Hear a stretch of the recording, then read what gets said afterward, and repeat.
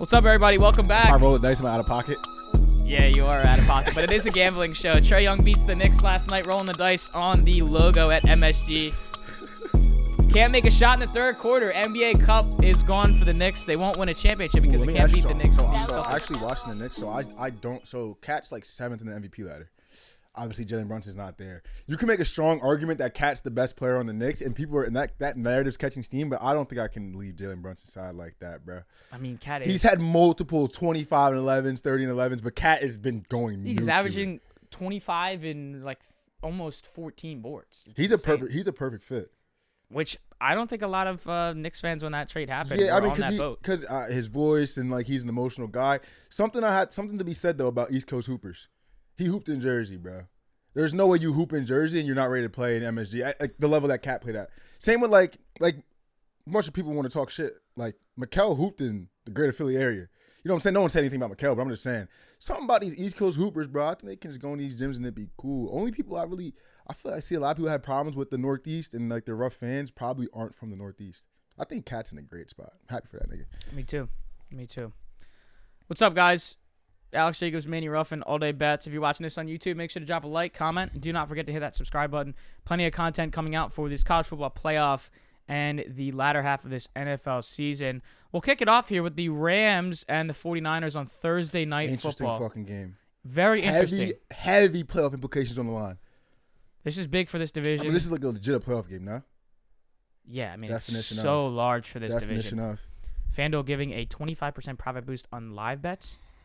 Also getting a player to catch a pass, 30% profit boost. Finally, a Thursday night game with not a catch a pass boost. Thank you. Shameless. Live boost is still crazy, but we'll take what we can get. But like we'll take what we can get, bro. All these 49ers catch a pass is crazy. You can't. I'm not betting that. No.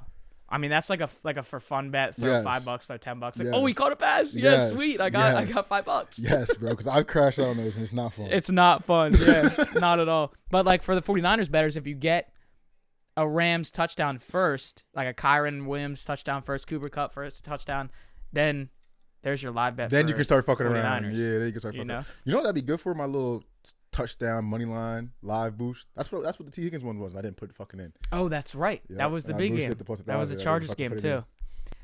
So John Ewing on Twitter giving us some stats on this game. Brock Purdy against the spread on Thursday night football is 4-0 straight up and 4-0 against the spread. Not enough credit.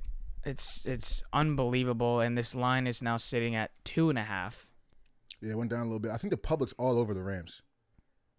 Public is all over the Rams, but it's like one of these. When these situations come up, there's a lot of these games where like go back to FanDuel. I'm pretty sure 70% of the money's on the Rams, bro. I know I'm not tweaking, bro.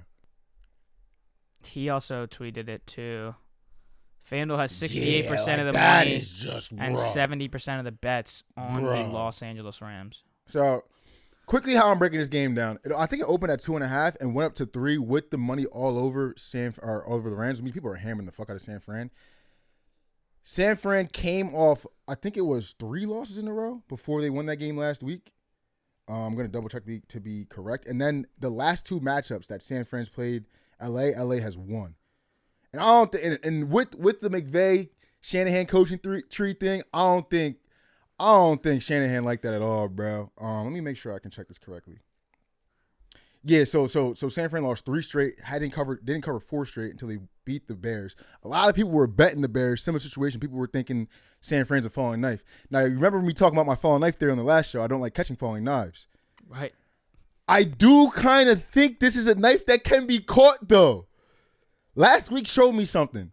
Bringing in a new running back, Isaac. We see him last year, though. He went off. He was doing his thing. Plug and play anybody. Brock seems like he can handle his business. Jawan Jennings is going to step up. And then the other thing as well this week, I'll get into it with the Deebo Samuel thing. Got to look for him to have a big game, be an X factor. I think it's a Niners game. I don't like the public being all over San Fran or all over the Rams. If you back the Rams, I get it. I mean, San Fran looks like a falling knife. My falling knife theory is pretty fucking good. I bet the Falcons, and I got my ass kicked on that. But I'm going to go for the falling knife one more time, bro. I think it's worth going with San Fran here. I don't care. More on BetMGM from John Ewing. 77% of the bets and 86% of the money's on the over at 49.5. Double checking on FanDuel is now 48.5 for that over. Yeah, a lot of people are taking the under here. I'm like, what are your thoughts on that for a second when I look at these stats? So only year on the total, right? Both the teams are 7-6 to the over, 6-4 to the over in their last 10. LA is 5-2 to the over as an underdog. So logic, I would say, when they're dogs, maybe playing from behind, maybe shootout-esque. Think the Bills game, Eagles game went over. They were dogs there. What was that game? They had another trap game on a prime time. It was probably the Seahawks game in Seattle, Thursday night game. Oh, that was Sunday. I think that went over in OT, and they were dogs there because they were at Seattle, and you had the Rams, and I had Seattle. That was fucked. But then the other one that was 49ers Seahawks in Seattle. This was a Thursday night game a couple weeks ago. Oh shit! Yeah, you're right. 6 or 8 weeks ago. You're right. It was early on in the season.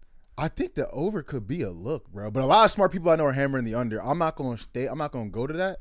But I think people are like seeing. I don't know, bro. I don't know why people are running to bet this under. I don't know why. You know me. I like rooting for points. I think if you want to rip the over, I think it's a lot of people. Because you know what I was saying, like when the public's over the Rams, but a lot of people I see on Twitter who think they're smart, on Action who think they're smart, like all over the Niners and shit. It's the same thing with this over under. Like the public, I think is all over the over, but the people who think they're smart on Twitter and Action, all these other Action shit, I think they're hammering the under. Sometimes that's not really the play. You've heard me and Dev talk about it before. When we see a bunch of people on Action on the one side, it's like, bro, I don't know if I want to take this. Yeah, go bro. on the other side. I went against it when I took the Niners here because I think the Niners are just a play. But I wouldn't hate an overplay here, bro. And plus Thursday Night Football, I think a lot of overs have hit on Thursday Night Football. Didn't we get it last week? Did we not get it with the Packers and the Lions? So Action, it's pretty easy to see on Action. I'm gonna go back and see the last couple games. I feel like we saw it last week with the Packers and the Lions. I feel like that was like a very easy, simple over. Yes, we did. But also, you can create the argument of divisional matchup. Pittsburgh Cleveland went over divisional matchup. That was in the snow. Dang, they went over in the snow. Yeah. All right, so like Philly Washington did go under. That was close though. Baltimore Cincy flew over 53. That's week 10. Week 9 under Jets and Houston. That game was weird. That game sucked. Week 8 over LA and Minnie. That's what I was talking about. That went over. Denver versus New Orleans. Bo Nix went off. That went over. Thursday night over seemed like it's a hype, bro. I'm taking the over. I want to ask you specifically about a player. I know you had one player in mind too, but Yep. There's been a lot of noise on Deebo Samuel this week, bro. Yep. His line is, what's this line? 50.5. They have him listed as a running back on props.cash. It's kind of crazy. His last 4 games, 22 yards versus Seattle, 21 yards at Green Bay, 20 yards at Buffalo, 22 yards versus Chicago. He said in that interview that him, Brock, and Kyle have been talking every day, that the targets have been an issue. They brought it up in discussion. I've seen some smart people. They on Deebo tonight. Do you combine, like, do you do rushing and receiving yards? Like, I think, that I don't could be a know. good play. I think because the talk in the interviews was about targets. Because it's like the A.J. Brown theory. You know what I'm saying? When he's in the interview talking about targets and their topic of discussion is targets, I think you might want to look at his receptions, bro. I might look at his targets for the week on via props.cash out my boy Pete. The last 4 weeks, even in those games he's been struggling, he's gotten targets, bro. That's his receptions? Yeah, 4.5 receptions for Deebo. So in that game versus what? Let me see. Go back up. There's targets down there too. Because I have targets. What game? Is that that Tampa Bay game? That Tampa Bay game, he had 6 targets. Seattle, he had 7. Green Bay, he had 4. Buffalo, he had 5. Chicago, he had 3.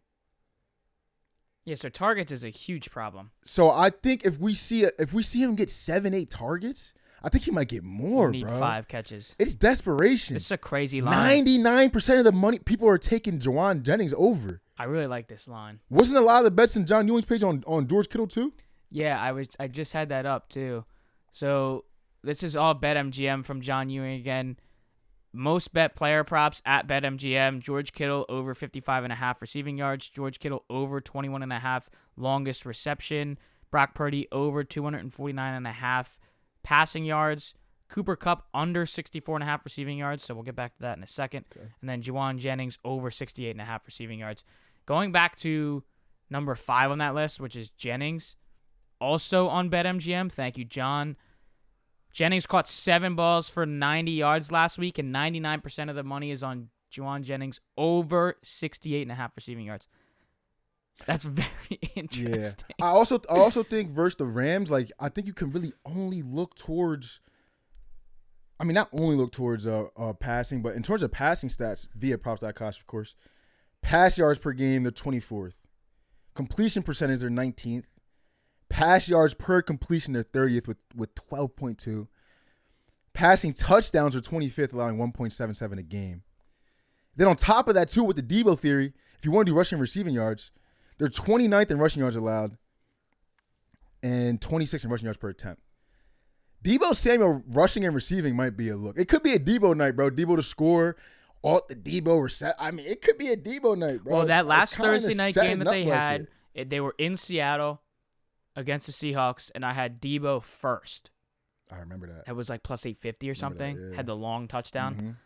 He had like a drop in the corner of the end zone first. They got the ball back and had it was like a 78-yarder or something crazy. So, I mean, it makes me want to do it again. What's his receptions line? Debo? 4.5.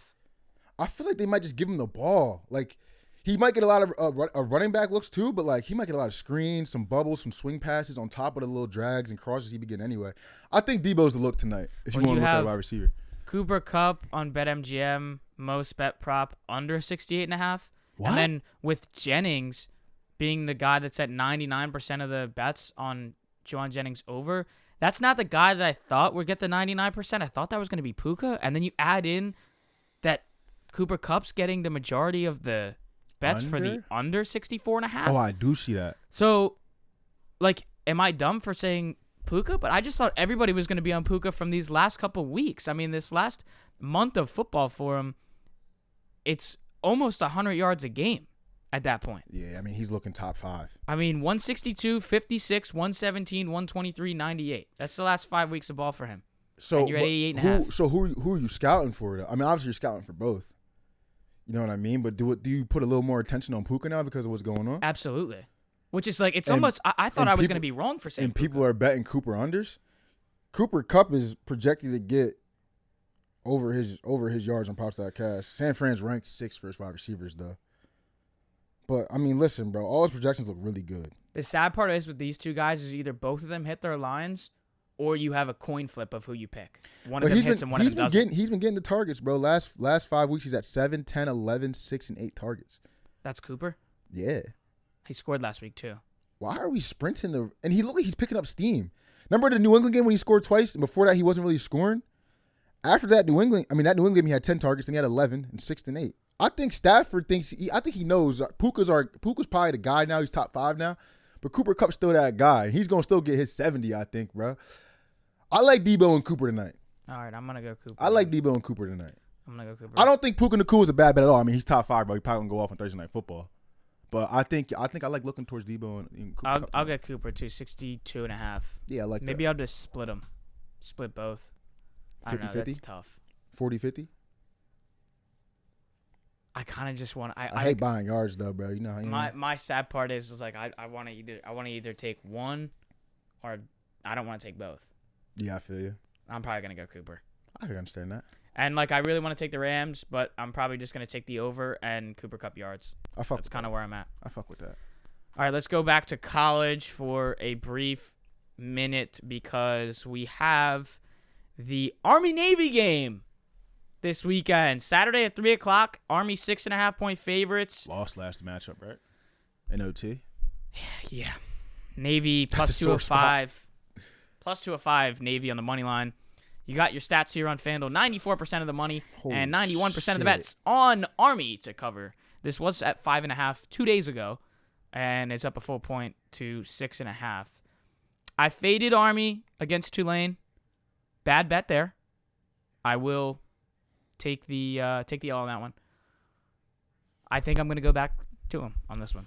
Okay, so I'm going to reference the last couple times that Navy has won. So Navy was dominating in the early 2000s, and the Army's kind of bounced back lately.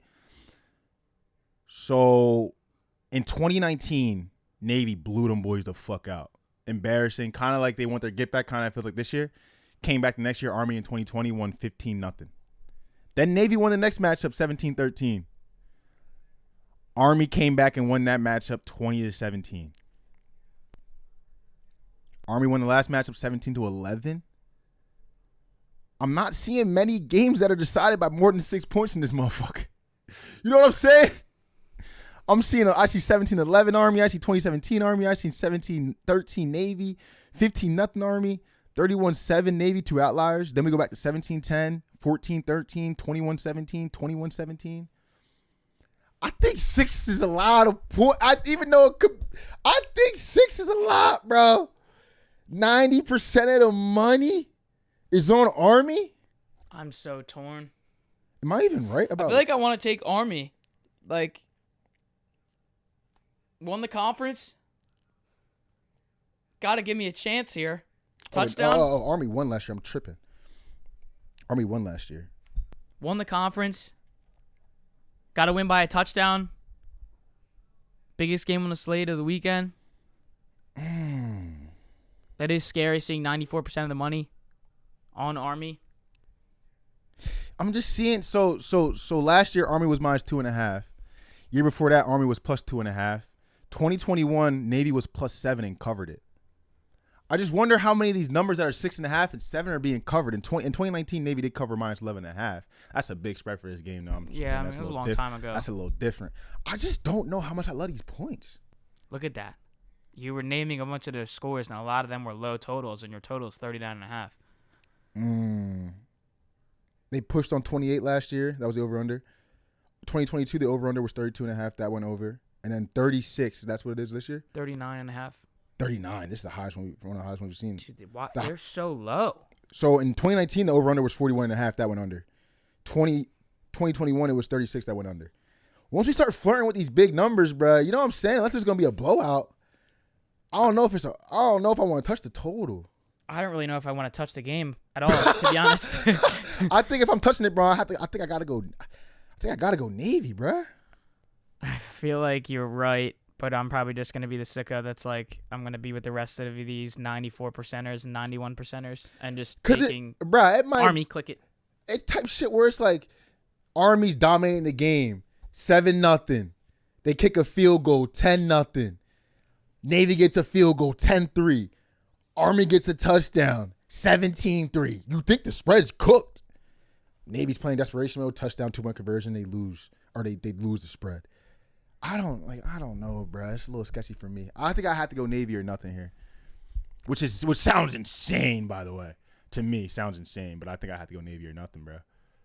I'm just gonna close my eyes, click 6.5 for Army, and just fucking pray, and then just sit there and pray. Yeah, I don't blame you, bro. I think betting Navy's kind of psychotic as well. Still will be a good game. Yeah, hell yeah. Okay, back to the NFL, our future report. We like doing this because there's some futures in and on this podcast that have some futures riding. So let's look at some season awards. And who's the first one that we have on this list? Well, I mean, I guess we can talk about it first. 490, man. Well, we'll go back to Super Bowl first. Lions are plus 270 to win the Super Bowl. Your top four: Lions at plus 270, Chiefs at plus 500, Eagles at plus 550, and then the Bills at plus 650. If you want to add the Ravens in there, so I'm gonna keep it a buck because we did stock up, stock down last time. Correct. There's 6 teams on this initial John. I have all 6 stock down. I'm not paying 270 for the Lions. Nope. I'm certainly not paying 500 for the Chiefs. That's insane, bro. 550 for the Eagles. If you don't remember the last future report, I said buy it until it goes to 700. I think 7-1 for the Eagles is the price. 650 for the Bills is doable. I agree. I just don't know if I like paying 650 for someone who can score 6 touchdowns and lose. I would pay. You know what I'm saying? I would pay 1,000 for the Ravens though, plus 1,000. That's doable. I feel like it should be a little bit higher with the road that they're gonna have. You got the Bills and the Chiefs sitting right there. That's what I mean. So, no, that's doable. I plus 1,000 for the Rams. I actually can give you stock up on that. I can't go stock up on the Vikings, bro. No. I can't go stock up on the Vikings at all. Let me just show more. Packers 1,700. Stock up. They should be plus 1,000. We all watch the games, right? So we see how these teams losing games. It's to these great teams in the it's pretty bullshit, if you ask me. There's not a single Packers fan in America that's scared of the Lions, by the way. And Packers fans are laughing at the Vikings. And they're on the same level. I will buy the Packers until plus 1,000, plus 1,200. Guaranteed. Stock up on the Steelers as well. Plus 1,900 for what they're doing is fucking insane. And then we can stop there because you got the Texans at somehow plus 3,400. So you're neutral stock on the Chargers? I would put the Chargers higher than the Texans. Why are the Texans That's what I'm saying. 3,400 and the Chargers are 3,700? I'd put the Texans stock down even farther. I'd move the Chargers up. I'd move the Chargers way up. They lost on a divisional doink win. And they look better that game. At least not in the beginning, but when they caught their bearings in the second half, they look like the better team. No cap. With Khalil back. A lot of teams that play the Chiefs look better. Derwin James look like he can win that matchup versus Kelsey. That offense looked pretty shut down. Chargers can stop the run and run the ball. I like the Chargers at plus 2,700, bro. A little stabby if you're 3,700. 3,700 if you're a Chargers fan. A little stabby. I don't know if I'm gonna do it, but that's not a good price. We can then go to season awards for the Defensive Rookie of the Year. I want to do a shout out here to Kenny that put this in the Discord on Fanatics. This was the Thursday night game between the Eagles and the Commanders. During the game, mid-game, puts out on Fanatics a plus 2,000 for Quinyon Mitchell at plus 2,000 for Defensive Rookie of the Year. He now sits at plus 115. Jared Verse at minus 105. Stock's never been higher on Quinyon Mitchell, bro. Never been higher. Never been higher. And I don't think much needs to be said. Yeah. I don't even think he needs the picks at this point. No, he doesn't. Everyone who sees him is just completely in jail. If you go down the list of the receivers that he's covered and you see the stats on it, on the numbers that he is quote-unquote led up, which has been like 20, 30 yards, if that, I don't think you need picks for that. He's never completely lost a matchup. I agree. And you could make an argument last week that Jared Verse lost his matchup to Deion Dawkins. I mean, obviously Deion Dawkins is one of the best. But Quinyon's covered some of the best wide receivers in the league and has not lost a matchup. Jared Verse lost that matchup. Obviously, they gave up a lot of points. But it's all good. I think Terry McLaurin in that game had one catch on him. Yes. One. Yes. Had Olave and had a lot of people in hell, bro. A lot of people. So I don't think you need the picks for that, and I hope that's what they're looking at when they go to give these awards. And then the next there is the Comeback Player of the Year. Comeback Player of the Year. So I was going to have stock up on Darnold when he was plus 1,200, and everyone else seems to agree. Yeah, he's now plus 900. I just don't understand, like, Joe Burrow coming back from a wrist injury where he was going to be the starter, going to be the guy, notorious top 5 quarterback in the league. People think he's an MVP candidate every time he touches the ball, and he's doing that. He's doing exactly that. Sam Darnold, if I've said it plenty of times in friend group conversations and shit like that, just in jest, that I think Sam Darnold is a good spinner of the ball. If you said that before this year, you were clinically insane.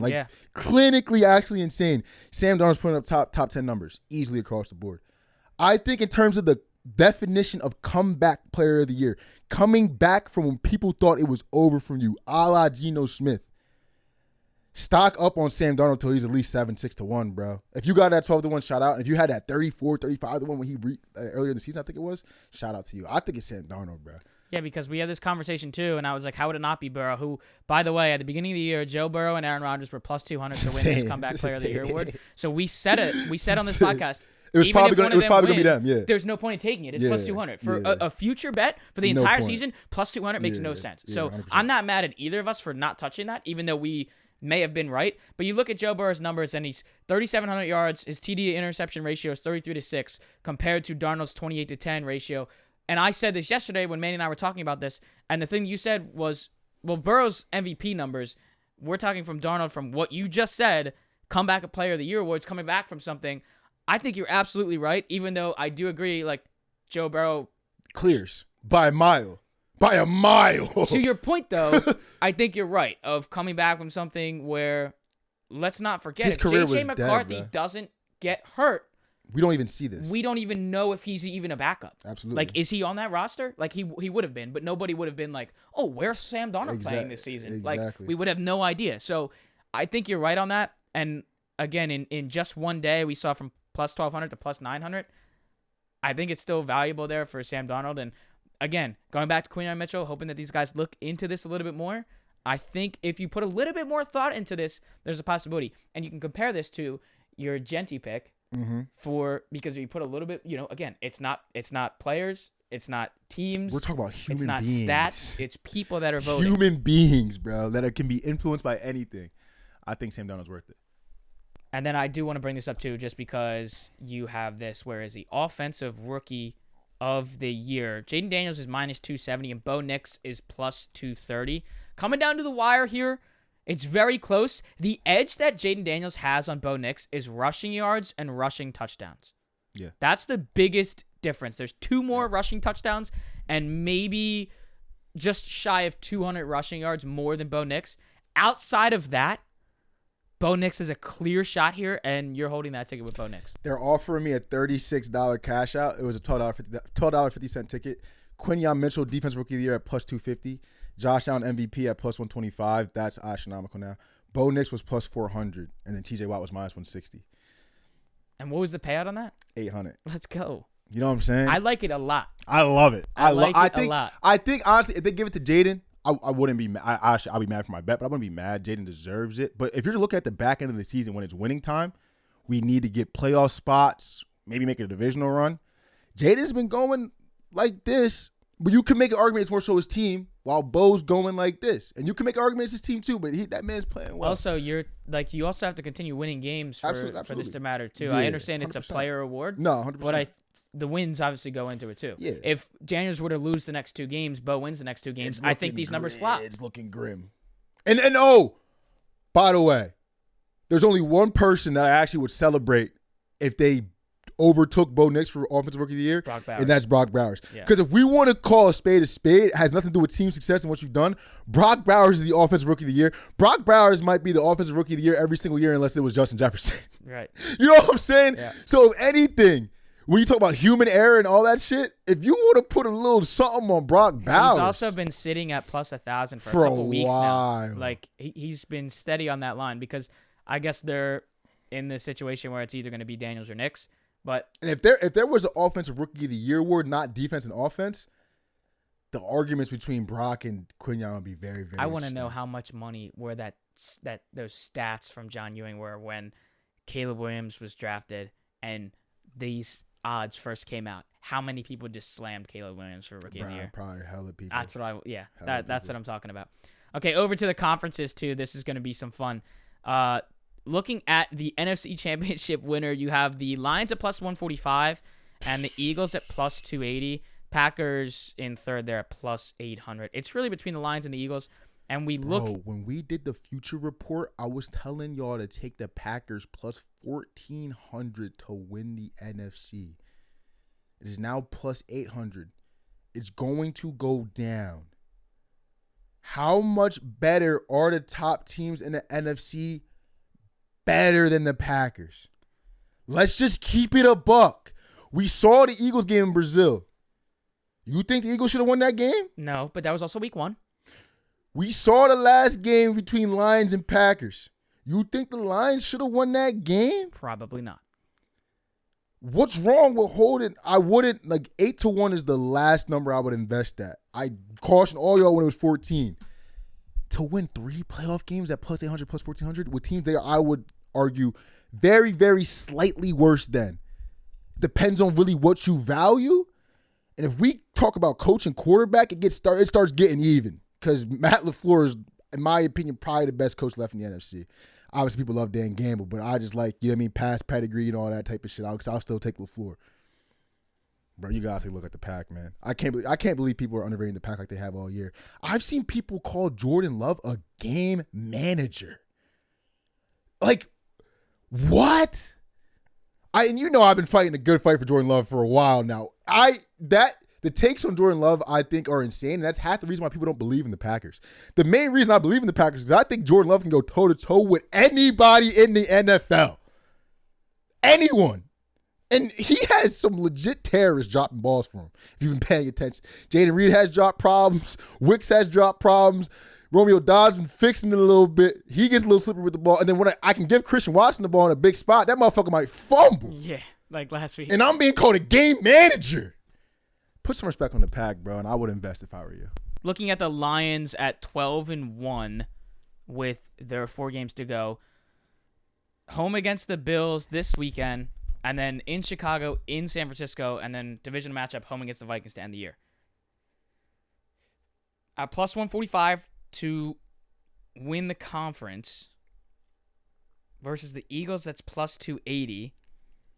The Eagles, I think, have just a little bit of an easier schedule because they have the NFC East to play at the end of the year, and it just sucks to suck. If the Birds get home field, that's what I'm saying. Then they're going to the Super Bowl. Nobody but Eagles fans want to see us get home field. So you have the Eagles that are 11-2. They're one game back from the Lions, and they're home against the Steelers this weekend, and then in Washington, and then home against the Cowboys and home against the Giants. So you assume if they were to lose this week, they're then 11-3. We can also just assume they're going to win the next 3 against the Commanders, Cowboys, Giants. You're now 14-3 at the end of the year. You would need 2 losses. I mean, what's the tiebreaker there? Yeah, you need. So we can't lose it. If we want home field, we can't lose this game. I don't think the Lions are going to lose 2 down the stretch. You know what I'm saying? I think the Lions are going to lose 1 down the stretch. Out of that Bills game, I'm scared of a lot of games for them down the stretch. I just don't think they lose 2. So you're essentially, I think the Birds have to win out. It sounds insane. You're taking plus 280 for the Eagles to win the next 4. Steelers and then against the NFC East for plus 280. You mean for the best for the 1 seed or the I'm just saying for the conference here. Or no, for 1 seed. I'm sorry. I was looking at conference. For 1 seed. Seed, I don't think for Eagles 1 seed plus 380 is shit. If you're going to put some real money on that, I don't hate it. I don't love the number, but if you want to put some real money on that, Eagles run the table, Lions hiccup once or twice, I think it's possible. That Bills game, that Niners game, that Vikings game in Week 17 especially, because the Vikings going to be playing for some shit and the Lions might not. Revenge factor in the way, even if they are playing for something. If you want to put some real money on the Eagles. Well, that's the other thing, too, because if you think about it, if the Lions would not be playing for anything because they would assume they already have the 1 seed in Week 18. They might. I don't. If it. Nah. So if we were going to lose 1. Wait, I want to know how that works in the tiebreak. Because I think if we win out and they go into that Vikings game, they have to play. They have to play, absolutely. So it might get dicey. Because right now the Lions are minus 350 to be the 1 seed. So it's really plus 400 for the Birds to win out and the Lions to lose 1. Really 2. So you're basically getting the Eagles at plus money, plus 100 every single game. I can't get if you break it down game by game. I can't get to the window on I don't know if I can either. Yeah, I can't get to It's the something window. to think about, though. Yeah, I can't get to the window. I love my Birds, but I can't get to the window. Then you have for the 1 seed. Oh, and then you can also, going back to that, for the NFC Championship, if the Eagles do get the 1 seed, you would probably have to take this now. Yeah, absolutely. You would get Eagles at plus 280 and hope that they get a home game because I don't see Jared Goff coming to the Link. Come on, bro. To beat the Eagles. Come on, bro. If that game is at Ford Field, we know Jared Goff in a dome. I'm also just slightly a bit of a hater on the Philadelphia Eagles, where I would probably take the Lions. Absolutely. And then if you look... That's good fandom right there. For sure. For sure. If you look for the conferences and in the AFC for the 1 seed, you have the Chiefs at minus 410 and the Bills at plus 390. Again... Untouchable. They have the Lions this week. Chiefs voodoo, bro. We're winning the game off of hitting the upright. There's just nothing there. Voodoo, bro. I love Mahomes, but fuck the Chiefs. And Andy Reid. I love Andy Reid too, but fuck the Chiefs. Lucky motherfuckers. Well, you can also look at win totals too, which is also a fun part about this. Looking at win totals, I know we just briefly touched on the Lions, but their over-under and win totals is 14.5. The over sits at minus 154. And again, we did look at their schedule with, coming to hosting the Bills this week. They essentially need to win. They're 12-1. They need to win 3 of their next 4. And they have Bills, Bears, Niners, and Vikings. I think the books are saying all 4 of those games are scary. And I agree. We saw what the Bears did on Thanksgiving. That's going to be at Chicago, right? At Chicago. In the middle of December. Josh Allen can win any game versus anybody.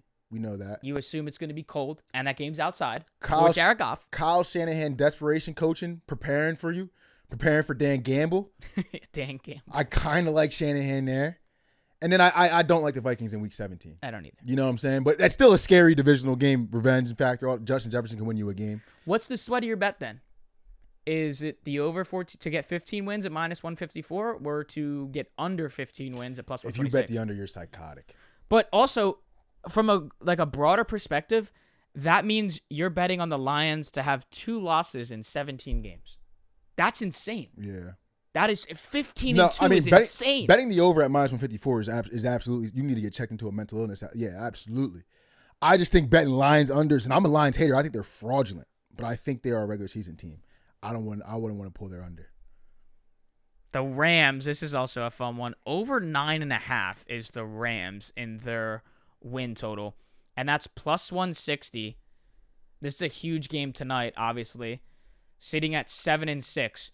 The Rams, essentially, to get this, all they have to do is win 3 games. It starts with tonight in San Francisco. And they just need 3.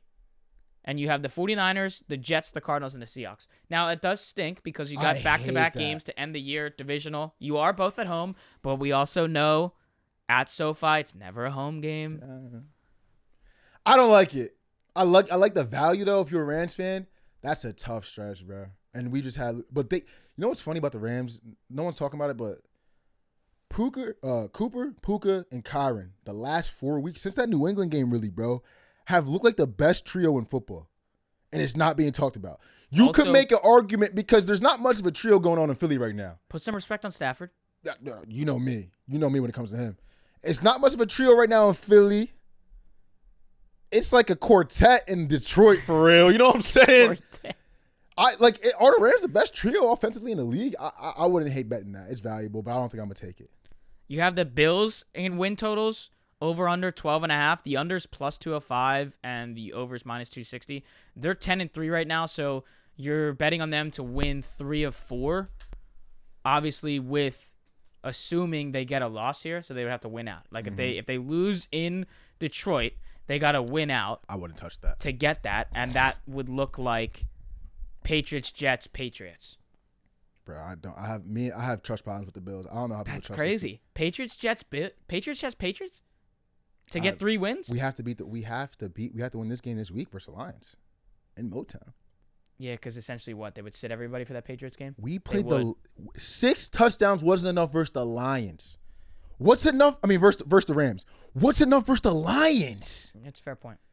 We're talking about a trio. I said the best trio in the league. The Lions is the best motherfucking ensemble in the league. Ensemble. You know what I'm saying? 6 might not be enough, bruh. I can't touch it, bro. I love you, Josh. I can't touch it, bro. We can get to your boys now. Steelers? The Steelers. Over under 11.5. And what are we at? They're 10-3. They're in Philly this week. Got it. Against the Eagles. You got minus 134. You look at what's in store for them.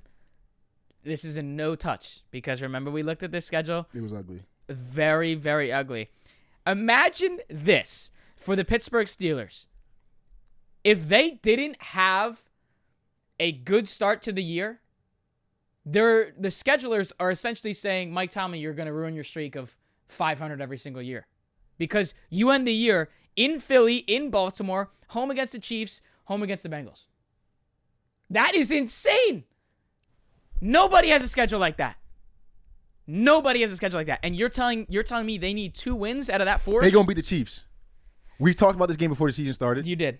And you said they were going to win that game. They're going to beat the Chiefs. And that was before I knew the Steelers were going to be what they were going to be this year. They're going to beat the Chiefs. The most important game for this is the Eagles are winning. The Eagles are vulnerable. But my thing is just being an Eagles fan, the read on the Eagles, people forget. In 2022, we played the Steelers. The week before that, there was like talks about A.J. Brown's targets. There was talks about A.J. Brown's production. There's talks about Jalen Hurts, how he could be productive in the passing game. In 2022, before we played the Steelers, we won that game, I think 32-15, something crazy like that. That's the game where A.J. was pointing at all 3 of them motherfuckers. It is literally dressing up to be the same exact situation. Noise coming to Jalen Hurts. A.J. Brown, you're not getting targets. You're not involved in the offense as much. What's going on? Now we get to play the Steelers, a team that people think is going to shut us down. You just got to be out of your mind. FanDuel has to be out of their minds that this over is minus money. It's Mike Tomlin, bro. You tripping? You got Ravens, Eagles, Bengals, Chiefs. Are you tripping? Out of your next 4, and you need to win 2 of them? Wait, that should be plus money. Nah, but listen though. Because the books probably think the way we think. They are beating the Chiefs at home. Is that Christmas Day too? Isn't that Christmas Day? It might be. No, it's. Oh, is that 21st of December, right? It's that weekend. It's that Saturday. Bruh, come on, bruh. Saturday after Christmas. It's gonna be turned out in there. I'm already chalking that W to them. You tell me they can't find one between the Ravens? You assume they're probably gonna sit everybody for that Bengals game, so that would probably be lost. Would they? That's last game of the year against the Bengals. Would they? Is there seeding involved though? Let's look at the playoff standings. Because that's the thing, bro. They're the 3 seed right now. What's the Bills record? 10-3. Yeah, I mean, They're tied right now. Steelers and Bills are tied right now. so I'm just asking Steelers fans. You know what I'm saying? Right now, the playoff picture has the Steelers at the 3 seed playing the Chargers. Bills 2 seed playing the Broncos. I kind of like the Steelers matchup in either of those. Is it worth it trying to leapfrog the Bills to try to get that Broncos matchup? I just don't know. I'm asking Steelers fans. I think they're gonna go for it. I just feel like that's got to be plus money. Yeah, I understand. Or just make it like But you gotta minus understand- 105, you gotta minus understand- 105. You gotta understand, bro. Like Mike T hopped on the McAfee show with no hat on, bald head. Like he don't give a fuck about nothing. Talk about someone that don't give a piss about nothing but the Tide. He don't give a piss about nothing but the Steel Curtain and winning games, bro. Right? He don't give a piss about nothing but the Steel City. You know what I'm saying, bro? He come on the McAfee show, no hat, baldy. I'm not taking an under for him. I might not get to the window, but I think he can do it. All right, so more into futures with making the playoffs. We have 3 here. I'm gonna have to go to. You want to rank him? Yeah, I'm gonna have to go to DraftKings for this because FanDuel has somehow taken one of our favorite ones off the board, Which is very fishy. Yeah, why is DraftKings trying to prove something that they're a little bit better than FanDuel? Chill. Nobody said that. Said that. Hey, DraftKings has better teasers. Supposedly, They might have better. Profit boosts as well. If we're going that You far. should work on that SGP section. That shit boo boo. Yeah, the SGP That shit is is just boo-boo. very weird. Let's see if they took it off. Did they take it off? Do you see them yet? I don't see They're them at the yet. bottom. They're at the bottom. Okay, they're still there. Good job, DraftKings. Good on you. Okay, so there's 3 here. I'm going to leave these guys as last. The Cardinals are plus 980 to make the playoffs. We'll just dive into that in a second. Kyler. The Dolphins and Tua, who has been snapping since his return, are plus 390 to make the playoffs. That's on FanDuel. And then the biggest one is the Bengals on DraftKings at plus 1,100 to make the playoffs. They're sitting at 5-8 after the win on Monday night in Jerry's World. And it looks like Bengals need the Texans or the Colts to lose out. Yeah, so if I'm gonna rank these, I gotta put the Dolphins 1. I mean, obviously just rolling when Tua's back. It's kind of self-explanatory. Yeah. Now, when I choose between the Bengals and the Cardinals, I might be sipping the Kool-Aid, that Joe Burrow, Jamar Chase Kool-Aid too much. Because they should have lost to the I'm with you. Bro, they should have lost to the Cowboys last week, You're bro. right. You're 100%. You're right. But plus 1,100, I'm pretty sure I think it was the Texans, Colts, or Chargers to lose out. And I think when we looked at the Chargers to lose out, it was doable. It was still crazy, but it was doable. But I do trust Joe, Zach, and Jamar way more than I trust Jonathan Gannon and fucking Kyler Murray. I love Kyler Murray. I didn't want to say Kyler Murray like that. Mainly Jonathan Gannon. I know. Eagles You fan. know what I'm saying? If I were to rank them, I'm going Dolphins 1. I think Dolphins at plus 390 make the playoffs. I think if you're a Dolphins fan, I'm taking a stab. Why not? Bengals plus 1,100. We need a lot of help. But it was like my Rizzy take. If you want to have the most fun of your life as a Bengals fan, take the plus 1,100. Then I'll put third Cardinals plus 980 because, I mean, you know what I'm saying, bro. You could say for my fault, Arizona. For the Dolphins at plus 390, they got their next 4. They're in Houston, then they're home against the Niners, and then in Cleveland and in MetLife against the Jets. So they got to win out, and that would put them sitting at 10-7. Go back to that. Let's say that last word again. So you got Houston, in Houston, That's a scary one. They're underdogs. home against the Niners, in Cleveland, and then in MetLife against the Jets to end the year. That would put them at 10-7 if they were to win all 4 of those games. Listen, so I think Mike McDaniel's overrated, right? But you have to give that guy grace. Legit, Tua has blacked out on him a couple times. You have to give the guy grace. I just think they're rolling right now. I'll not change sides of Mike McDaniel. I'll go from a Mike McDaniel saying he's overrated to I'll go neutral to him if they win out. Because that'll show me something. That motherfucker has had some adversity, bro. And most of my gripe with Mike McDaniel was the fact that Brian Flores had worse rosters and was still yielding pretty similar results if you want to talk about overachieving or underachieving. Mike McDaniel has underachieved with the teams he's had, but if he makes this run, makes the playoffs with Tua in them, he gets some respect from me. And I think it's doable. I think it's actually doable. Into the weekly specials for this weekend in the NFL. One that stuck out a little bit was weekly specials on FanDuel. Drake May and Kyler Murray to each have 10-plus rushing yards in each half. That's plus 470. And they're playing against each other this weekend, Patriots and Cardinals. Drake May's line is 28.5, and his last 5 are 95, 24, 27, 26, and 59. Again, don't really know if it was all in one half or so be it, but you need 10 yards in one half. That's Drake May. And then Kyler Murray, a little bit more of a tougher look there with the last 4 being 21, 9, 48, and 16. At plus 470 for 2 rushing quarterbacks-ish. Bro, Drake May's legs underrated. He has an Aaron Rodgers bag. I think it's valuable. Drake May got a young Aaron Rodgers bag where it's like you want to go in man versus Drake May. He can bust that 20-yard run. Plus 470 is worth the look, bro. You got to tell me I got to break a 10-yard run each half. And I think it's going to be a little bit of a cagey game. Jonathan Gannon lets he send pressures. Gerard Mayo, linebacker, probably send some exotic pressures at Kyler Murray to confuse him a little bit. Bro, plus 470, I think it's worth a stab. I think it's worth a stab, too. Into this week of football with some lot of these of games. banger games. A lot of crazy games here. You got the Browns hosting the Chiefs as the Chiefs are 4.5-point favorites.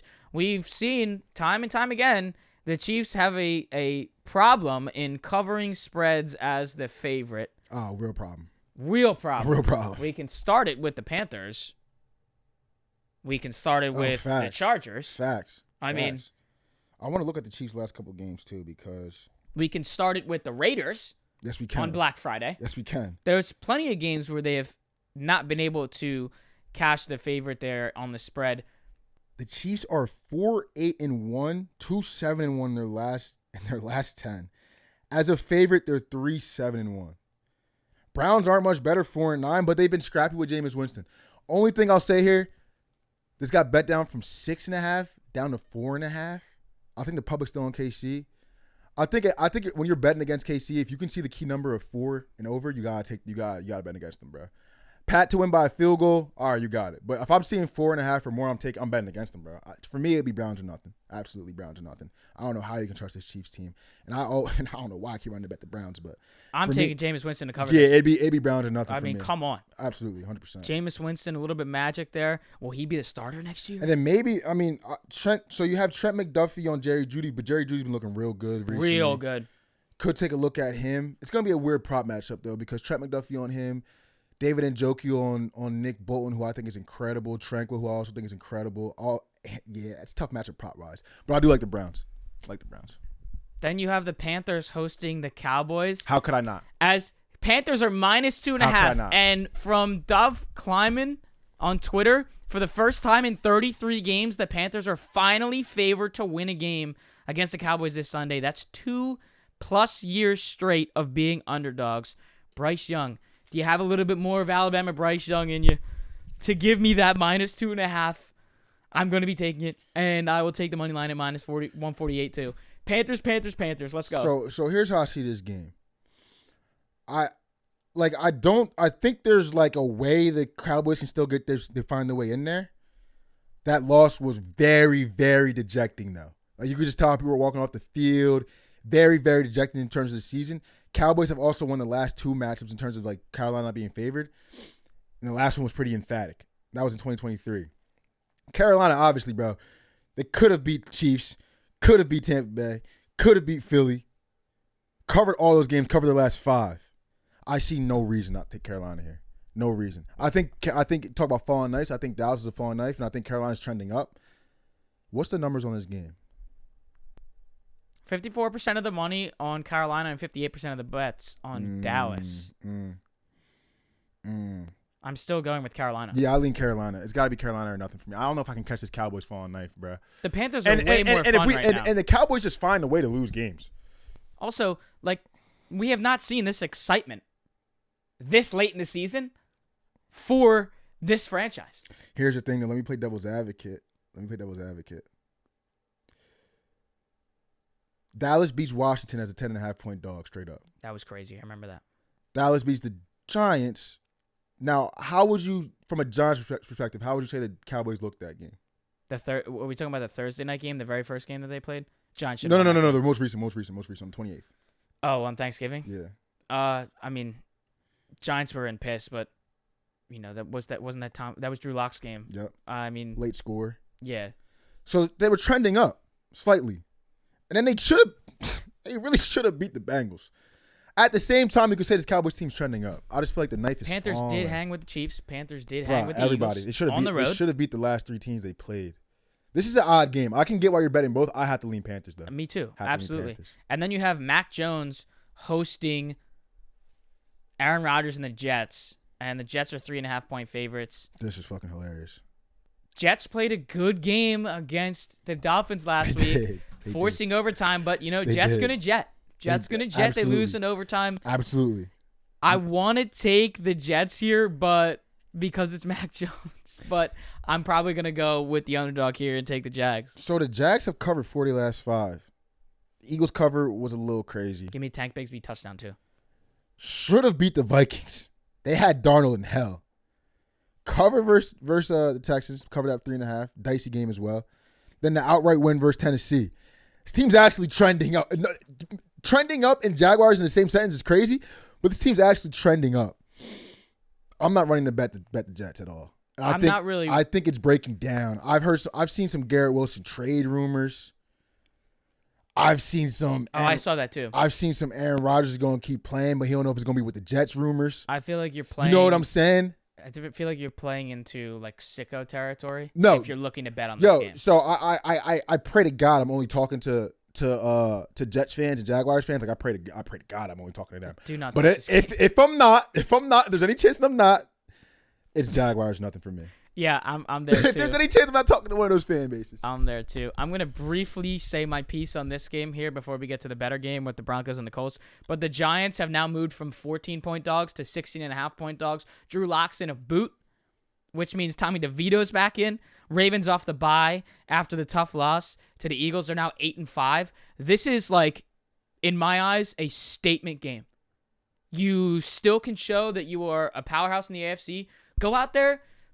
Fuck the integrity of the game. People been falling off the bandwagon recently. Off the bandwagon. Derrick Henry not scoring as much. Record-breaking season of touchdown in every game. That's now cooked. Cut the dreads. They're no longer out of the helmet. We might have to look at fuss about We that. might have to look at Derrick Henry. Derrick Henry for 6 touchdowns. If you're the Ravens here, fuck the integrity of the game. Win this game by 40. Absolutely. Just show everybody in the National Football League, but primarily in the AFC. I'm talking to you, Bills. I'm talking to you, Chiefs. That the Ravens are here, and they didn't go anywhere even though they have 5 losses. Fuck the integrity of the game, Harbaugh. Win this game by 40. Giants fans, no one's going to be in the building anyway. So it's just going to be you guys on the field. This guy did tell you in DeVito's last start when people were thinking the Giants were a sharp spot, absolutely hammer the Bucs. And what happened? Also, it just Tommy DeVito's grew up a Giants fan, no? Does he understand the assignment right now? Understand the assignment.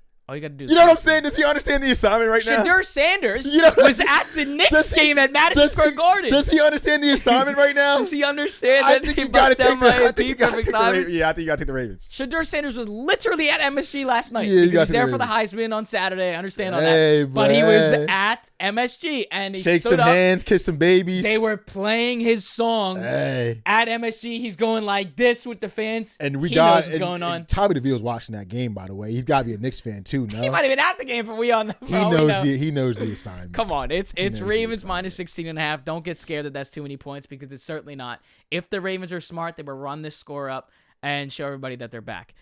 Colts and Broncos, that's the 425 game. The Broncos are 3.5-point favorites. You have 67% of the money and 68% of the bets on Bo Nix. Going to be a fun one here. Anthony Richardson, Bo Nix. Colts are plus 172 on the money line. Over-under sitting at 44.5. How can you not ride this Bo Nix train? So at home in Denver? Give me the Broncos. So this is one of those games, right? Where it's like Eagles Steelers, but I'm an Eagles fan. Where it's like 2 teams that I adore betting on. Like adore. Give me the Broncos any chance I can get, and give me the Colts at plus money any chance I can get. Situational wise, the noise picking up on Bo Nix. 3 emphatic wins in a row. They've covered 4 in a row. I just don't think this can continue at the same rate. Emphatic wins by double digits, at least 9 points, 3 in a row. Anthony Richardson is known for the back door. Shane Steichen is known for the back door. Broncos won the last matchup, I think, as well. 2024 Broncos won 34-30 at Indy, +1 dogs, revenge spot. Give me the Colts. I'm going Bo Nix. I respect it. And you know what's crazy? Because I'm holding that ticket and betting against Bo was crazy. Right. But I think it's like how many games this year I don't blame you. Had the Colts just covered by the skin of their teeth at the end of the game? Remember when we ranked the teams against the spread after like Colts 6 were they up were there. 1. I think they were 1 or 2. I want to see what they are right now. They're 8-5 against the spread, 4-3 away, and 6-3 as an underdog. Denver's 10-3 against the spread and 6-0 as a favorite. I'm gonna still go Indy. Yeah, because that's the other thing with. I'm gonna still go Indy. That's the other thing with John. He tweeted this from Bo Nix too, and I want to read this. You might have just said it right there. 6-0 is the favorite, but looking back at John Ewing on Twitter, right there, Bo Nix against the spread as a favorite. You just said it, 6-0. Crazy. And you know what? If you guys sharp mind like I do, when motherfuckers start tweeting it. It's Colts. When motherfuckers like me start running victory laps about the offensive rookie of the year bet. Yep. You know what I'm saying? You're right. Taking the week 13 victory lap, Mook. That's kind of crazy, nigga. It might be Colts, bruh. Let's it go. Might be Colts. Bucks, Chargers. This is an interesting ass fucking game. Chargers at home, -3 as the Chargers, and then the Bucks at +128. So with the Bucks win last week and the Falcons loss, Bucks are now heavily favored to win the division. It wasn't like that leading into that week. Kirko bans in the rematch, going back to Minnesota, see what he can do. You get blown out. Bucks are favored now to win the division. We saw what Herbert and the Chargers look like against the Chiefs on Sunday Night Football. I don't see why you don't go back to the Chargers because most people were on Chargers to cover that spread, which they did. I'm on that wave of just sticking with what's working. Give me Justin Herbert and the Chargers over Baker Mayfield and the Bucks. Yeah, so when I look at this spot, Baker and them are rolling. Baker, when he's rolling, where does he rank in terms of like people who strike the fear of God in your heart? To be able to win a game that makes 0 sense, he should win the game when he's hot. He's also got a boatload of swag, too. Let's remember when he had the rushing touchdown against the Giants, and it was DeVito's first game back. He's out there doing his celly, and he was like exaggerating it like a douchebag. He was like, and then after the reporters were like, "So what was the meaning behind that?" And he's like, "No, I have a lot of respect for him. It was kind of a nod to him." Oh, doing this? That's what you look like. Bruh, that's not a nod to him. That's all shade. That's all disrespect. Bake, though. That's why I fuck with Bake, though. But here's the thing. Can I see the money discrepancy, too? 53% of the bets and 53% of the money on the Chargers and 52% of the bets on FanDuel on the Bucks. We're kind of like almost split down the middle, exactly. So the Chargers are 4-1-1 against the spread at home. 8-1 against the spread as a favorite. I just don't think spot-wise, especially like, bro, this game is so weird. Because the Chargers are coming off a game versus the Chiefs where they probably invested a shit ton into it and felt like they got robbed. Do you think that's hard to come back from? Or do you think it would be hard to come back from the fact that you beat your division rival in an emotional game away? And then you had the Bucks who were rolling off a 3 straight. I'm gonna lean Chargers. I don't think you fade the Chargers at home. No. I don't think you fade the Chargers as a favorite, clearly. I think I have to lean Chargers here. But here's the thing, too. If you're looking at the Bucks, Justin Herbert came out this week and said he's dealing with a left ankle sprain. He's also dealing with a left leg contusion on that hit he took and like a left knee bruise. So he's far from 100%.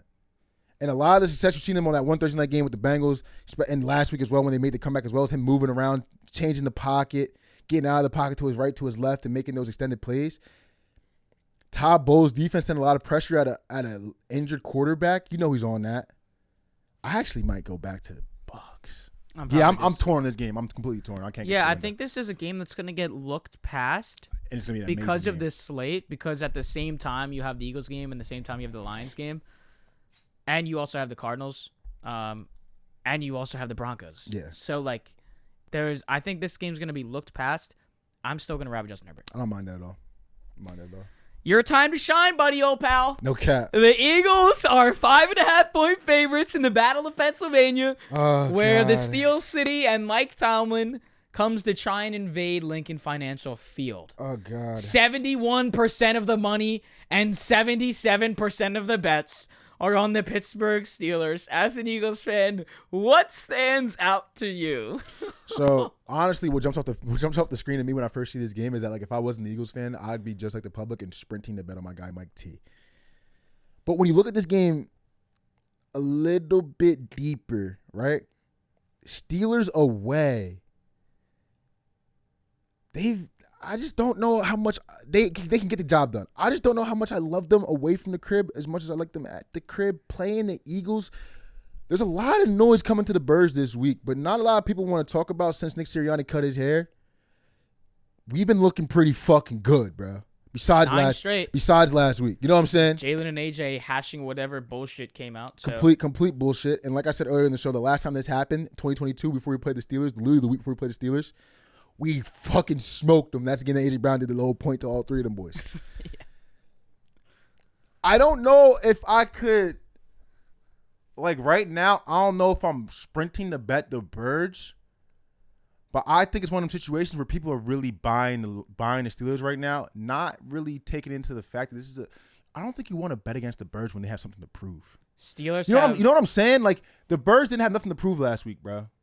They had nothing to prove last week. Just go in there, nobody get hurt, get the job done. They played the Ravens week before that.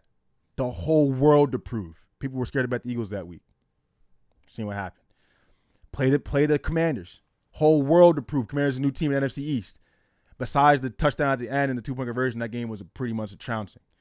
I don't think the Eagles are a team you want to bet against when they have something to prove. I think I might. First look, I think I'm going to tease the Eagles down to +0.5. 6-point teaser, tease them down. And I'll probably get to the window on the spread, bro. Eagles with something to prove. Hungry dogs run faster. There's still plenty of guys on that roster from that mantra of the team.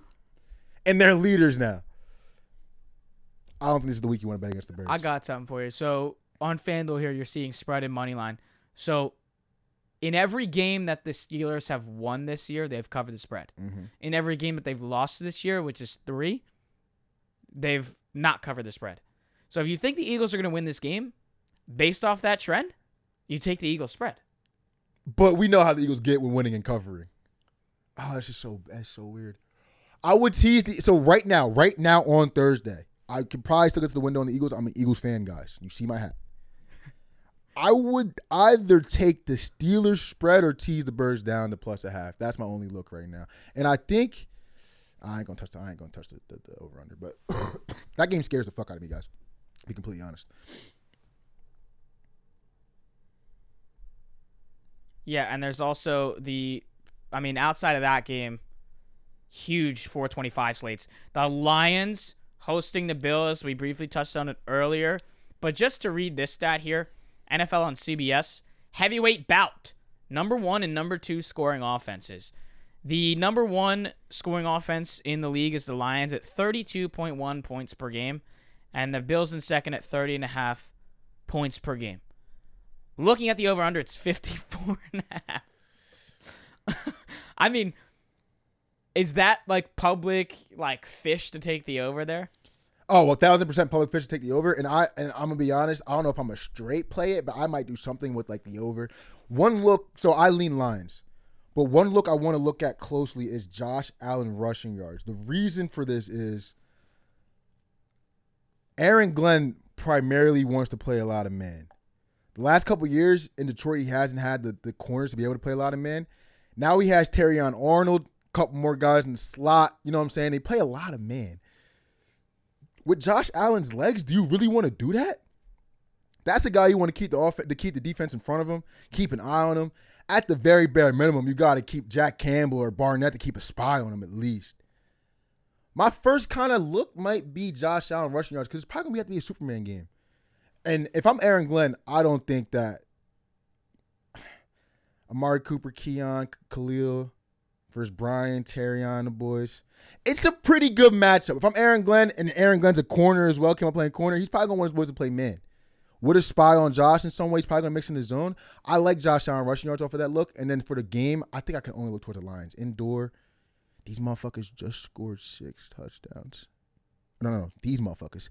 That motherfucker just scored 6 touchdowns and didn't win the game. I don't know if I could trust that going to Motown. I'm taking the Lions. And Motown knows the birds on their ass. And they know they got to win that game. They think the Eagles probably going to beat the Steelers. And Jared Goff's at home. I'm taking the Lions -2.5. Yeah. It's just a system play. Yeah. That's it. I would take a hard look at Josh Allen rushing yards. That's a good prop. And if Aaron Glenn's playing a lot of man, the lanes is going to be open up for Josh. I think his rushing yards can we finally see a Amon-Ra St. Brown yards breakout game against a beat-up Bills secondary where Puka just put up 140, 170 on your head? Dude, I'm trying to look at my prop.cash is low. Can Amon-Ra finally get yards? I mean, I don't think I've bet Amon-Ra props since like yard prop since week 2. Like it's been outrageous. And you look at him this week at 68.5. He has covered in 2 of the last 6. Amon-Ra hasn't been a bet for the over, bro. It's scary. Ever. It's this scary. Entire year. It's scary, bro. His first game, week 1, game 1 of the season. It was like 72.5. He had like 24 at half. At half. Yeah, I don't know if I like the Amon-Ra. But in a game like this, I feel like when people aren't going to be backing him as much, a lot of people are probably going to be on J-Mo, Sam Laporta. Again. Right. You know what I'm saying? I don't hate an Amon-Ra look. Like, can we finally? I don't hate an Amon-Ra look. I don't know if I can get that to the window, but if you get to the window, I wouldn't be mad at you. I'm still taking Lions -2.5, and as per usual, which is almost every week, and we know that these teams score a lot of points, why would you not just take Gibbs and Montgomery again? Facts. Again. I mean, Monty's probably going to score, bro. Yeah. Monty's probably going to score. And if you want to take first touchdown, Monty. Yeah, what happened last week. Happened on Thursday Night Football. Yeah. I think that Josh Allen rushing yards, bro. So the last 4 weeks he had 50, 55, 18 versus San Fran, and 82 versus LA. I'm kind of noticing, right? This game versus Jets, he had 18. Tennessee had none. He had 25 versus Seattle, and I think it looks like 10 versus Miami. I think there was a point where he was like, I got to stop protecting myself. Remember at the end of last year, a lot of the talks about him was protecting himself, getting down, not taking as much hits. I think he just knows his team needs him to do that. That Josh Allen rushing yards for me is a look. I like that look a lot. Probably my favorite look of this game, more so than line spread. Then you have the Packers visiting the Seahawks in the 12 on Sunday Night Football as 2.5-point favorites, and the Seahawks at +124 on the money line. I understand that it's a primetime game. I understand that you're going to the 12. Horrible situation. But you're off a loss.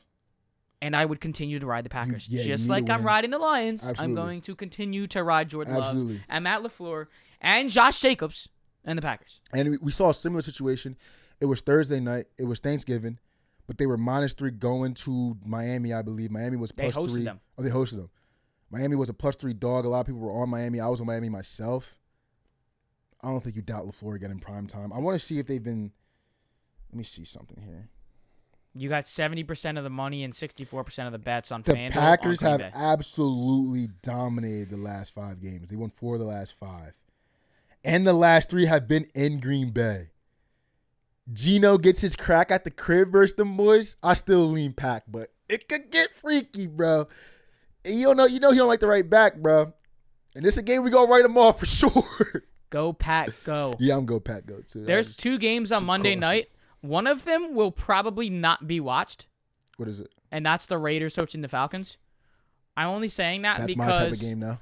I'm only saying that because you have a divisional matchup where the Vikings are at home against the Bears. That's gonna be as 7-point favorites. That's gonna be the game. That's gonna be the game. What did you say to me? What? Vikings are 7-point favorites. Yeah, -7 for the Vikings, +260 on the money line for the Bears. And I'm sure if I don't even need to click on the stats, but they're all going to be on the Vikings. Yeah, 89% of the money, 74% of the bets on FanDuel on the Minnesota Vikings on Monday Night Football. What are you thinking? I just hate that amount of points. This is also a team that did have their quarterback go for 350 and 5 touchdowns with no picks against Kirk Cousins. At home, by the way. Yeah, so I look. So at home they blew them out. Also, the Bears just got stomped on by the Niners. Yeah. Last game at Chicago was 30-27. It was close. That spread pushed. Do we assume that the Bears don't get blown out back-to-back games? I mean, that I think is what comes into play. So this game's fucking hard for me, bro. The way I see it, right, the Bears, I think they lost like 4 straight. Mentally, their season's over, right? For sure, 4-9. Bears is a real prideful organization, though. I don't know how much right now with the coach and Ryan Poles being the GM and all this shit. What's going on? Why open your mouth like that? They've lost 7 straight. They lost 7 straight. My bad. I said 5. Okay. And they end the season Vikings in Minnesota, home against the Lions, home against the Seahawks, and then in Green Bay. Okay, so they are dead. So here's my thought process, though, right? We've lost 7 games straight. We get a crack at all of our divisional teams again. They all have great records vying for home field. We could play spoiler more than anybody. Yeah, we still got shit to play for. We have to prove something to our next coach. Right. He's going to look at all this tape, especially these last 4 games, of how you respond when your season's over and you have to play divisional teams. That next coach is going to look hard at that film, and I think these players know that. I wouldn't be surprised if you got a Brian Urlacher visit to the locker room telling them, listen, I know the season's over, but if y'all could at least beat the Packers, play tough versus the rest of the division, we could take the season as a win. This team with nothing to lose. Also, Caleb Williams, he's a rookie, right? But he's one of them quarterbacks that I don't know if I like playing against with nothing to lose. This is also very important, too, because it's prime time. You got all the lights on you now. But I don't think there's no more pressure, bro. I think the pressure on Caleb is gone. I think Caleb's in a similar spot to where Bryce was. He just didn't get benched. He just lost 7 games straight. Because earlier in the season, people thought the Bears were they're scrappy. They could do something. They in the mix. There was expectations. People were very loud on Caleb. The last 7 weeks has gotten very, very a lot more silent. He's looked better, but it's gotten not people are paying attention to Caleb. I think he has nothing to lose. I don't think anyone on that team has anything to lose. I would say that the Bears are embarrassing now with these next divisional games coming up, especially this being prime time against the Vikings, divisional matchup in Minnesota. Don't become an embarrassment. Bro. Don't be an embarrassment. Don't get blown out again, is what I'm saying. Because you just got your asses kicked by the San Francisco 49ers. I'm a little scared. to back the Vikings here, honestly. I think the Bears nothing to lose. Divisional game, trying to play any type of semblance of spoiler, even if it's showing the teams that this team is vulnerable. I think they love that as a divisional rival. You know what I'm saying? I'm just scared to take the 7. There's a lot of game. They have a lot of situations that are matching up to that Eagles Giants COVID game. Like they have 3 games that can be just like that. I think they cover a couple of them. I'd caution. I lean Bears plus a 7, bro. This is also one of 2 games on this entire slate that is a flat number. There's no halves. It's 7. Yeah. So they are giving you a push. I think giving the key number of 7 is important here. And obviously at minus 120, they're telling you it's not going to be there for that long, which is crazy. 71% of the money is on Manny. Plus 7 is minus 120, telling you it's probably going to move to 6.5 soon. Who's hammering the Bears? I might be part of them. I might be part of them. Also, I don't think a lot of the noise on Caleb Williams is warranted. Is it, though, with his roster? Couldn't you have performed a little bit better? Ryan Poles and Matt Eberflus run that organization. That's fair. You know what I'm saying, bro? Like, I don't think nobody's happy. Well, they should have been able to in that Thanksgiving game. I mean, end of that game, that was insane. Matt Eberflus runs that organization. My coach is shitting himself on Thanksgiving when I need to call a timeout. You don't think your rookie quarterback's going to shit himself off of that? That's who he's playing for. And then up top is Ryan Poles. That man's a lineman. His line fucking sucks. You know what I'm saying? I'll give Caleb grace. I'll probably back him here. I'll probably back him here. Last game on this slate, Kirk O'Ban's going to Vegas. Unbelievable. Going to Vegas. Falling knife, bro. You know my falling knife theory. Falcons 3.5-point favorites. Raiders plus 168. Questionable for Aiden O'Connell at the quarterback position. We already know that. I was going to say, why is it not Brock Bowers props? Oh, yeah, I don't. Who's covering him, bro? Jesse? I guess Jesse in some situations. Jesse versus Brock's going to be a crazy matchup. I think you target Raiders props in this game. I think we just go all Brock Bowers. But, like, in a shit game like that, is that what everybody's going to be doing? Probably, but I'm just saying, bro. I'd go like Mooney yards and Bowers yards in that game. That's it. That's it. And an under. Bro, Jacoby Myers has been going crazy. Give me an under, too. 44.5. Listen to Jacoby Myers' last 4 weeks. Atlanta ranks 19th versus wide receivers via props.cash. Jacoby Myers' last 4 weeks. 105 at Cincinnati. 28 at Miami. 121 versus Denver. 97 at KC. 67 at Tampa Bay. Atlanta defense is 25th pass yards a game.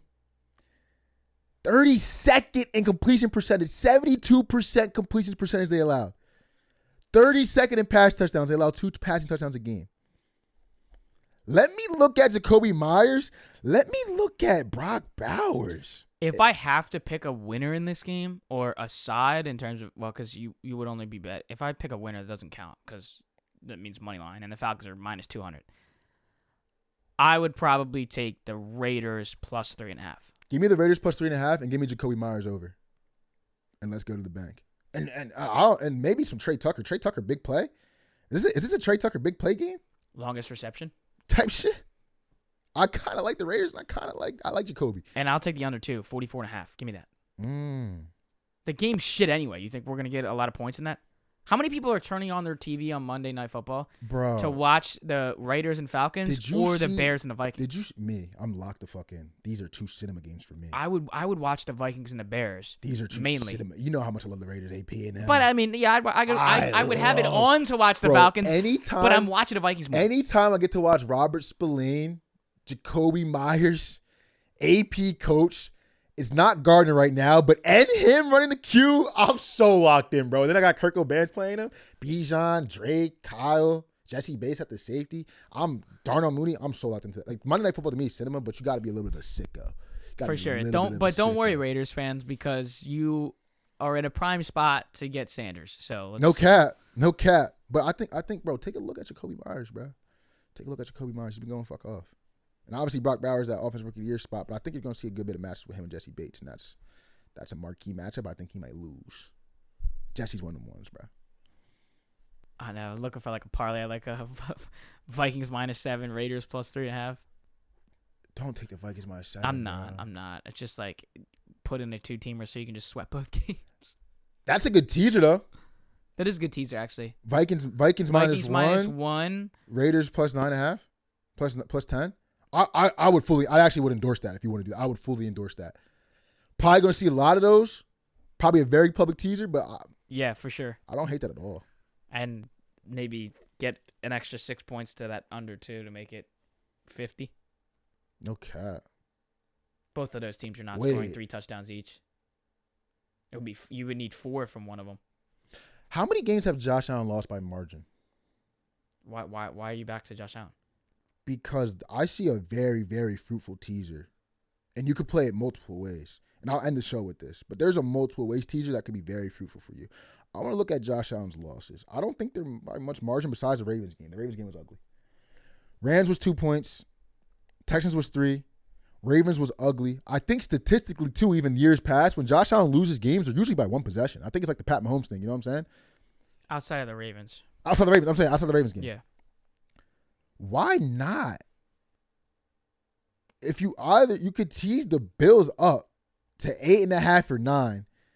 Either tease the Eagles down or tease the Steelers up. I like them both. Or you could tease the Bills up, tease the Raiders up, tease the Vikings down. If I were y'all, I would involve the Bills in a lot of my teasers. I'd involve the Eagles or Steelers in a lot of my teasers. Some fruitful options here. I would say as a Giants fan to put the Ravens in your Don't teasers. tease the 16. Just take the 16.5, bro. Fuck it. But honestly, I think you can build some great teasers with Josh Allen this week. I don't think he likes losing games by margin. And that Ravens game was a little fluky. I think you can even go to years past. Tease that over, too. I think you can even go to, yeah, absolutely. I think you can go to years past. I don't think, when Josh go, bro, he don't go. I mean, he's one of them ones. Also, I mean, bro, y'all niggas just crazy with the Josh over Pat shit, bro. Can we talk hardware? Are we fucking smoking? Are we smoking fat? I wasn't even going there with the hardware. Are we smoking talking about player to player. What? So we pick and choose then? We are picking and choosing. That's cool. I just need somebody to admit it. You know what I'm saying? I'm like, yo, Pat the hardware. He's taking down Brady multiple times. Yeah, Josh can't win the big games, but he did this year against him. Regular season. I'll still take it. You still got you finally got your Nah, that nigga Josh is Dan Marino, bro. He's Dan Marino. He's Dan Marino and Pat's Joe Montana. He's gonna shut everybody up in the playoffs this season. It's gonna happen. I love Josh Allen. I just don't appreciate this. I think a lot of this Josh Allen praise is some Pat Mahomes shade. Y'all like getting so this is like a public perception thing. Y'all love winners, but when someone wins a lot, we get tired of them. But the only way we can rank people high in our rankings mentally, I'm talking about the public perception, is if they win. I'm just confused. You know what I'm saying? Like, if your logic is like, with your logic, you should never hate on Joel Embiid in your life. You know what I'm saying? You know what I'm saying? You should never hate on Joel Embiid with that logic. You feel me? Come on, guys. Come on, guys. You know what I'm saying, bro? We can't do Pat like that. We can do Joe. We can do Joe and Josh. We can do Joe and Josh. No, we're not comparing them to. Why? The comparison will always be no hardware. Lost the big ones. Who's better? Give me Josh every single day. No, Joe made it there. You're taking Joe Burrow over Josh Allen. I'm not saying that. I'm just saying if we're going hardware. I think that's the actual. Joe made it there. Joe beat him in the big game. Joe beat him in the AFC Championship. Yes, he did. So are you putting Joe over Josh? If you want to go back to this bullshit of like, hardware, this, that, and the other, well, Joe got there. Allen didn't get there. So then that would mean that Joe would be better. But I would still take Josh Allen over Joe. It's not that black and white, though. The only reason why I say hardware with Pat, because we know how much hardware Pat has. Right. Compared to Josh's hardware. I think Joe's hardware and Josh's hardware, even though Josh don't got none, is comparable. One AFC championship, you know what I'm saying? To nothing. Who are you actually I'm taking Josh over Joe. Well, yeah, I think that's the right answer. I think it's like that's like Steve Young to Dan Marino. I think I'd give Joe Dan Marino and I'd give Josh like Steve Young. And then I would give Pat Joe Montana. Or maybe Josh like John Elway or something. I still just want that. I want that. Maybe, AFC you know matchup. what? If Josh has a John Elway arc, that'd be dope. You know what I'm saying? Get two back to back or something at the end of his career. He would deserve that. I just don't think we can put Josh, like, in terms of talent, we can put him there, bro. But we got to remember who we're talking about when we talk about Patrick Mahomes. Like, I am sorry to Lamar Jackson, but I want the Bills to face the Chiefs in the AFC Championship. Mm-hmm. I understand that. And Josh will We beat do him. know what happened last time Lamar played Josh, by the way. And y'all know where I got Lamar. All these arguments going on, you know how I feel. Lamar should have beat Mahomes in the AFC Championship last year. Yeah, that game was a little hard to watch. And Josh should have beat him too before that game. Absolutely. I mean, and you know what's funny too? Because I'm with y'all with Josh. Like, McDermott was a terrorist in that game. Josh could have just won that game without making the terrorist call. I'm just saying, he's just, from what I've seen in the big games and the hardware, I can't put him in that conversation with Pat yet, bro. Can we at least get a bowl? Why can't we put Josh? Just make it there. Why can we put Josh in that conversation, but we can't put Joe in that conversation? It's actually kind of tough because maybe after looking at it, maybe I would take Joe over Josh. Statistically, I think it's very close, bro. How do you rank Josh, Lamar, and Joe? Dang, depends on what kind of quarterback you want. I don't think it does. Joe's not a running quarterback. I think no matter which way you shake it, you kind of that sucks. I would hate to rank that. That is tough, bro. I think because someone's catching you stray. Not really, bro. If you were to put Lamar 3, I'm not saying I would, but if you would put Lamar 3 like that, that's a stray. That's disrespect. That's a stray. But I would want to put Joe up there. Joe's with 33-6 this year. 33-6. How would you not, on that logic, put him? Yeah, but I'm just saying because when we rank them, right, people are gonna give Josh a lot of grace about his team letting him down, scoring 6 touchdowns and losing. I remember young Lamar Jackson, when you had to prove to people that he could throw the ball. It's fucking insane. I think he had recorded like 7. Remember that play game? He had recorded like 7 drops. Nelson Aguilar had like 3 drops. No one cared. No one gave a fuck. But when Josh gets costed, it's like the end of the fucking world. I would probably put Josh over Lamar currently. I'm just saying, if we give Lamar the same amount of grace that we give Josh, they're pretty neck and neck. But we saw who walked out of that locker room on that Bills team this year, and I was one of those people that said the Bills are not even coming close to winning that division this year. Absolutely. And then you're 10-3 after 13 weeks of ball. Joe is also going to push. He's lost the matchups versus these top quarterbacks, though, and one was emphatic. Joe may also push 5,000 passing yards this year. He will. Like, come on. With 33 touchdowns and 6 interceptions after 13. Come on. You know what's funny? I got to end the show. I just think it's funny how there's a lot of people that think the quarterback position sucks. I just think a lot of these guys are young. Vet Pat, Vet Marv, Vet Josh, Vet Bro, Vet Herbert, Vet Jalen, Vet Jaden, Vet Bo. Vet CJ, Vet Trevor, I'll still put him there. The league could be in good hands in a couple years. Appreciate these guys, bro. Let's try not to pit them against each other too much. You know what I'm saying? You also still have Goff and Stafford in there bowling, so. Bro, but they're vets right now. Right. I That's what I mean. For the young guys. For the young guys, for sure. I got you. You know what I'm saying? All right, we're out of here. Please hit some bets this weekend. Please. Maybe if you heard some of the things that you may have not looked on FanDuel or not looked on DraftKings, maybe this opened up your eyes to go look at those different tabs, kind of the things that we like to look at and shine some light on the win totals, making the playoffs. We're not saying to take everything that we look at, but it's a reminder that there's other things on there other than a spread, a money line, and an over. And maybe some other props that we put in there. If you did watch us on YouTube, make sure to drop a like, comment. Do not forget to hit that subscribe button in Apple Podcasts, Spotify. We love you. We'll see you guys soon. Have a good weekend. Army, Navy, don't forget about it. We got a big NFL slate. See you guys soon. Alex Jacobs, Manny Ruffin, All Day Bets.